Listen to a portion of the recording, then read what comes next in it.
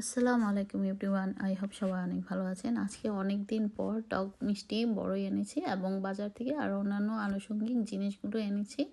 তো আজকে ভাবলাম টক মিষ্টি বড়ই যেহেতু পেয়েছি, তো বড়ইয়ের ভর্তা খেলে কেমন হয়। এখানে পেয়ারাও আছে, আম আছে, তারপরে বিভিন্ন সবজিও এনেছি। তো যাই হোক, বড়ই ভর্তাটা বানিয়ে নিয়েছি। সেটাতে আমি কাঁচামরিচ দিয়েছি, ধনেপাতা দিয়েছি, বিট লবণ, তো আর সামান্য সাদা সল্ট বা লবণ, রান্নার লবণটা যেটা আমরা দিয়ে থাকি, তো সেগুলো দিয়েই কিন্তু আমি আজকের বড়ই ভর্তাটা করেছি। আর বড়ই ভর্তা বানানোর সময় অ্যাকচুয়ালি ভিডিওটা ওইভাবে করা হয়নি, তো কারো জিভে পানি আসলে আসলে কিছু করার নাই। আপনারা বড়ের দিনে এভাবে বড়ই ভর্তা করে খাবেন। তো আমি আজকের বড়ই ভর্তাটা কাঠের হামানদিস্তায় করেছি, আপনারা চাইলে পাটা পোতায়ও করতে পারেন।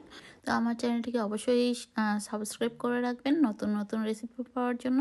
তো আজ এ পর্যন্তই, আল্লাহ হাফেজ, থ্যাংক ইউ।